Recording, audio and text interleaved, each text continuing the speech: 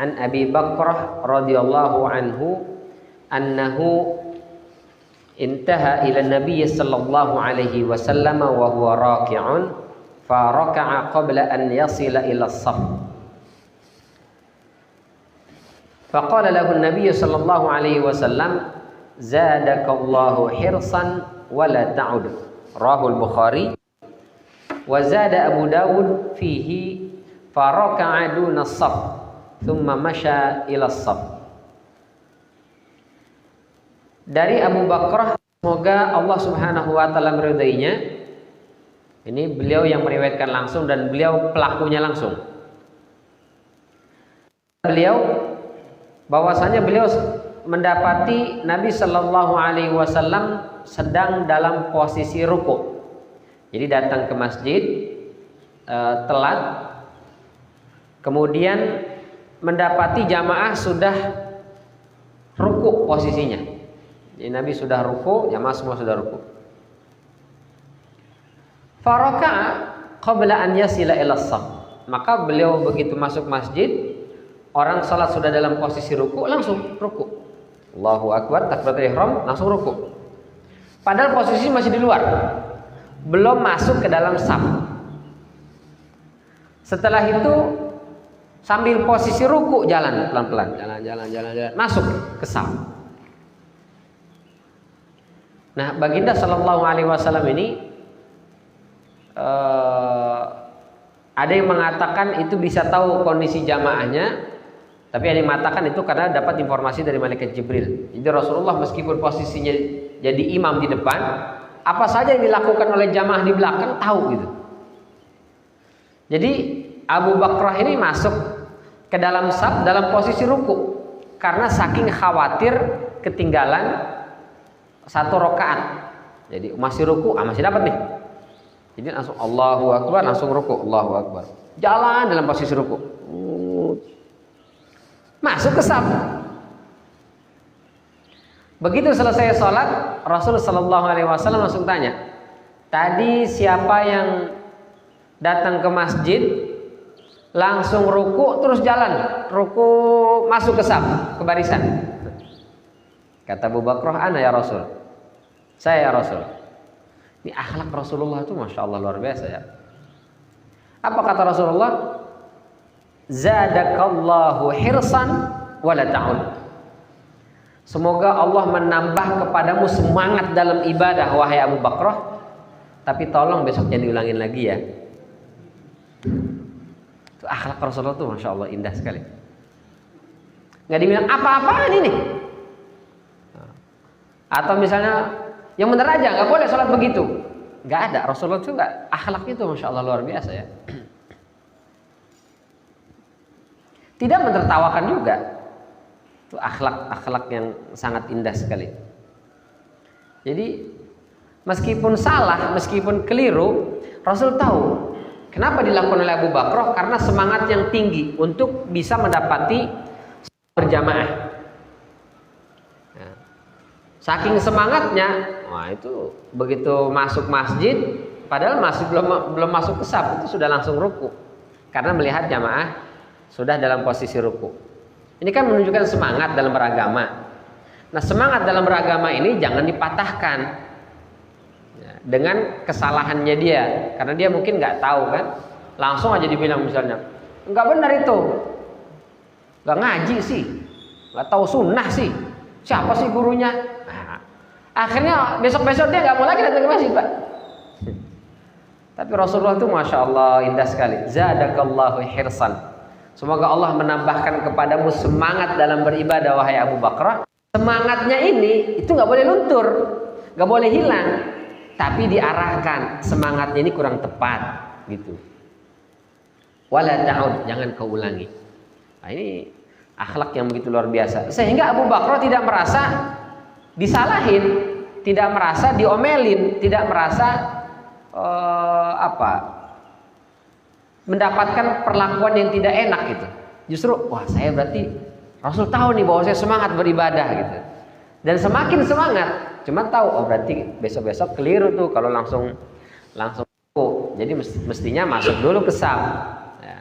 Kalau ternyata begitu sampai ke kesab itu imam sudah bangkit dari ruku' i'tidal, ya udah nggak apa-apa, berarti telat 1 rakaat selesai, nggak ada masalah. Ya. Tapi yang terpenting adalah bagaimana akhlak Rasulullah Shallallahu Alaihi Wasallam untuk menegur para sahabat yang keliru. Ya. Itu indah sekali, banyak sekali ya kita temukan hadis-hadis yang menjelaskan bagaimana Rasulullah memperlakukan para sahabat ketika para sahabat melakukan kekeliruan dalam sholat. Kekeliruan dalam sholat ini kan urgent sekali, Pak. Penting. Karena sholat ibadah kita langsung dengan Allah. Kesalahan dalam hal itu saja Rasulullah akhlaknya tetap diutamakan. Kadang kita menyalahkan orang itu udah pasti masuk neraka kesalahan itu. Gitu. Wah, diminta dimana sampai maki-maki sampai masya Allah, nauzubillah min dzalik. Jadi akhlak Rasulullahnya nggak kita pelajari. Memang sallu kama ra'aitumuni usolli. Salatlah kalian sebagaimana melihatku salat. Artinya salat kita usahakan semaksimal mungkin mirip dengan Rasulullah. Tapi jangan berhenti di salatnya saja. Bagaimana akhlak Rasulullah memperlakukan para sahabat yang keliru dalam ibadah salat. Nah, itu juga harus kita tiru. Ya. Jangan sunnahnya saja ditiru, harus begini, harus begini. Tapi akhlak Rasulullah memperbaiki orang yang salah ketika sholat itu nggak ditiru.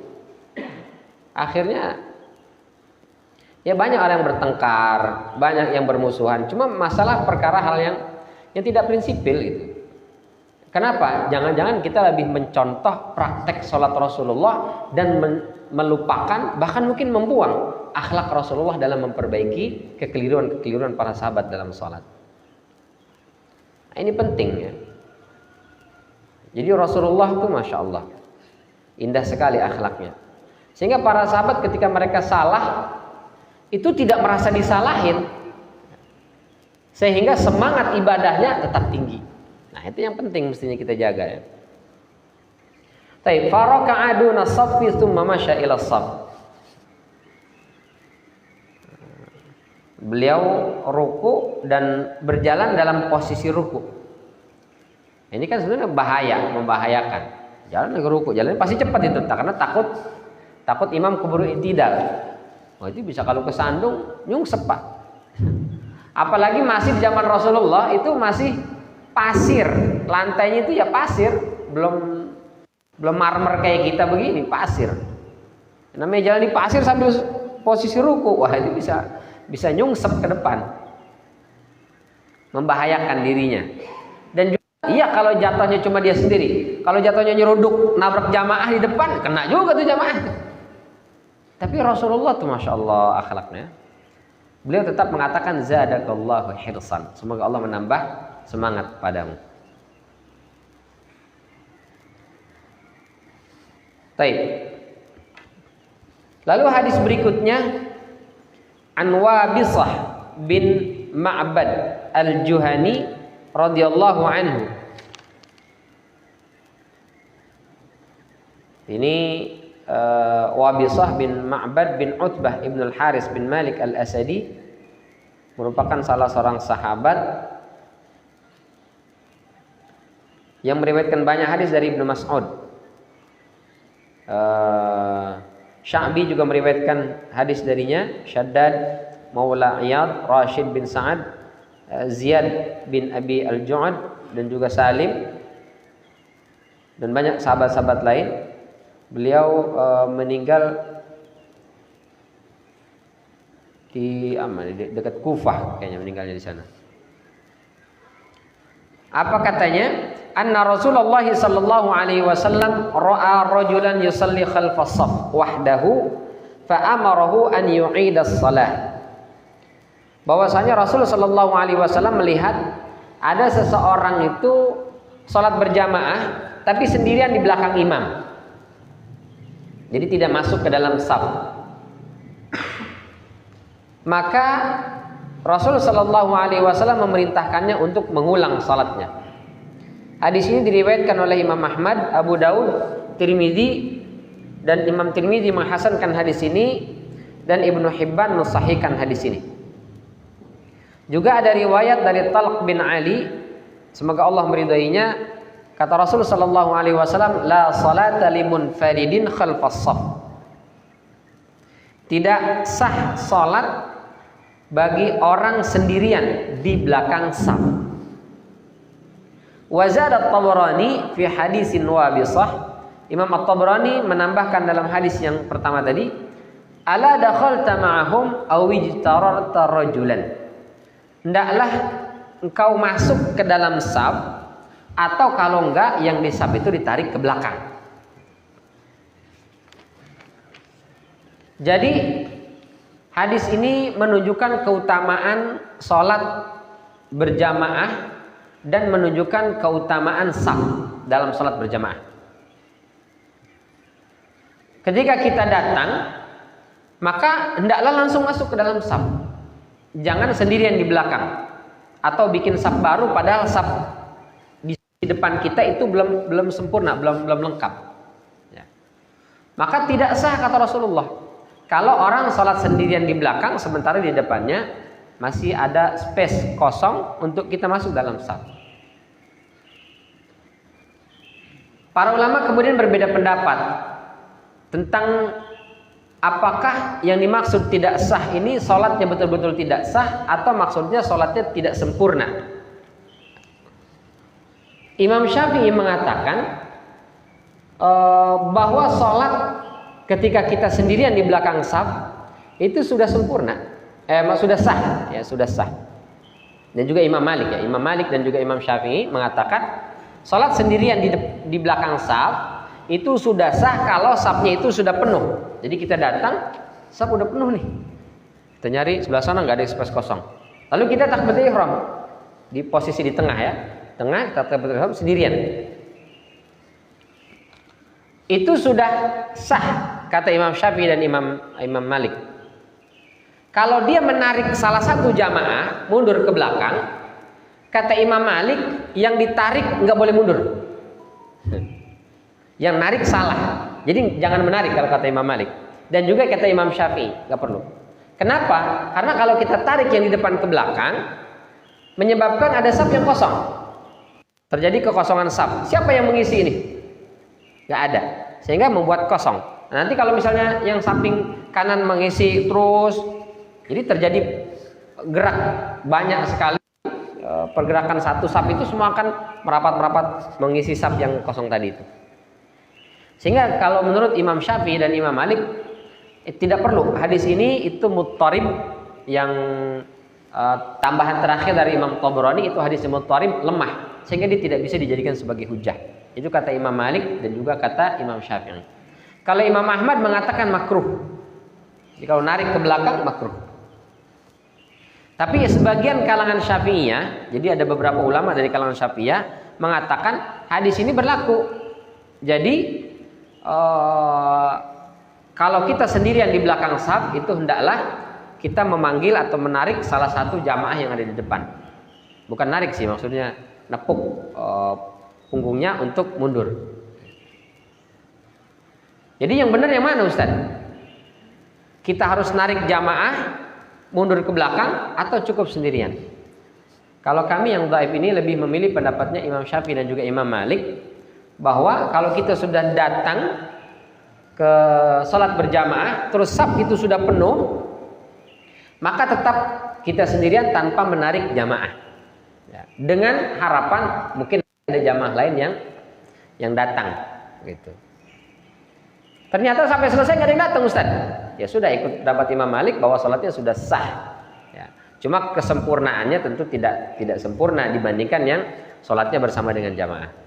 Tapi kalau ada ikhwah yang ikut pendapat sebagian kalangan Syafi'iyah yang menarik salah satu jamaah, ya itu sah saja, silahkan. Cuma kalau saya ditarik, saya nggak mundur. Kalau saya posisi di belakang lagi sholat, ditepuk, dituruh ke belakang, saya nggak mundur. Ya, kalau saya. Tapi kalau sebagian ikut pendapat kalangan Syafi'iyah mundur, boleh juga, nggak masalah. Cuma dalam hal ini saya ikutnya pendapatnya Imam Malik dan juga Imam Syafi'i yang mengatakan tidak perlu mundur ya. Karena itu tadi kalau kita mundur kita meninggalkan keutamaan shaf yang depan itu, terus meninggalkan khalal, kekosongan saf. Sementara mengisi saf itu lebih utama daripada mengosongkan saf. Itu kata Imam Malik dan Imam Syafi'i. Hadis-hadis yang menganjurkan untuk mengisi saf yang kosong itu hukumnya fardu wajib. Jadi kalau kita sholat di depan ada yang batal misalnya, lalu dia keluar meninggalkan saf, meskipun itu jauh jaraknya dan harus bergerak kita dengan lebih dari 3 gerakan, bahkan mungkin 2 saf ke depan, itu harus kita lakukan. Jadi mengisi saf itu hukumnya wajib. Maka kata Imam Malik, bagaimana mungkin mengisi saf yang wajib itu bisa kemudian kita tinggalkan karena ingin menemani salah satu jamaah yang masbuk di belakang. Nah, itu kata Imam Malik. Jadi yang menarik itu keliru, dan yang kalau dia ikut ditarik kemudian mundur, maka dia juga melakukan kekeliruan. Jadi dua-duanya salah kalau kata Imam Malik. Kalau Imam Syafi'i tidak sampai menyalahkan dua-duanya, itu kata Imam Malik keliru. Nah, dua-duanya itu. Jadi kalau yang kami yang ikuti kalau kita sholat terlambat terus di belakang sendirian, maka sholatnya tetap sah. Berharap nanti ada jamaah lain yang juga telat tanpa harus menarik. Karena sebagian kalangan Syafi'iyah yang mengatakan harus menarik itu juga berbeda. Yang ditarik yang di mana? Yang di samping apa yang di tengah? Kalau ada yang menarik misalnya, ini saf sudah penuh full, datang dia telat sendirian nih, jadi temen dah. Yang ditarik yang di mana itu biasanya? Yang di tengah apa yang di samping? Di tengah ya, di tengah ditarik. Tengah kosong. Ya, nanti tengah kosong berarti semuanya ngisi saf tuh. Siapa yang ngisi saf yang kosong ini? Yang ini geser, nanti ini geser terus. Nah itu tadi membuat saf itu kemudian menjadi terganggu kekhusyuannya. Wallahu alam, yang mana yang lebih benar, tapi menurut kami pendapat Imam Malik itu yang dan Imam Syafi'i itu yang lebih mendekati kepada kebenaran. Dan itu didukung oleh Imam Ahmad sendiri. Kata Imam Ahmad makruh hukumnya menarik ke belakang. Jadi hadis ini yang meriwayatkan adalah Imam Ahmad sendiri. Imam Ahmad yang meriwayatkan, tapi Imam Ahmad memakruhkan menarik jamaah untuk menemani dia sholat di belakang munfaridan. Sehingga jumhur ulama memahami hadis ini itu la sholata, maksudnya tidak sempurna sholatnya. Kenapa tidak sempurna? Ya karena dia sendirian di belakang saf, tapi sah sholatnya. Itu menurut jumhur ulama. Baik. Ini menunjukkan apa? Menunjukkan supaya kita itu selalu bergegas ke masjid. Jangan entar-entar gitu. Udah azan tuh sholat, ayo pak masjid. Baru azan dan komat, tunggu aja dulu. Akhirnya orang tidak tergesa-gesa atau bukan tergesa-gesa, tidak berlomba-lomba untuk datang cepat-cepat ke masjid, sehingga membuat dia kemudian datangnya telat, saf sudah penuh, dia bikin saf sendirian misalnya. Nah ini lebih ditekankan ke situ supaya kita datang ke masjid lebih awal sehingga kita bisa mendapati saf. Di hadis-hadis sebelumnya itu dijelaskan tentang keutamaan saf pertama. Jadi kalau bisa datang lebih awal dan langsung mengisi saf. Sekarang ini ya banyak orang yang tidak terlalu bersemangat untuk ke masjid. Padahal datang lebih awal ke masjid itu keutamaannya begitu besar dan luar biasa. Apalagi sampai kita kemudian mendapati saf pertama, wah itu sudah didoakan oleh para malaikat. Luar biasa ya, didoain oleh malaikat, diberikan rahmat oleh Allah Subhanahu wa taala. Hendaknya ini memotivasi kita untuk selalu bergegas awalan untuk datang ke masjid sehingga kita bisa mendapati saf, terutama saf pertama. Ya, jadi hadis ini lebih kepada anjuran untuk bersegera menuju ke masjid sehingga kita bisa mendapati saf.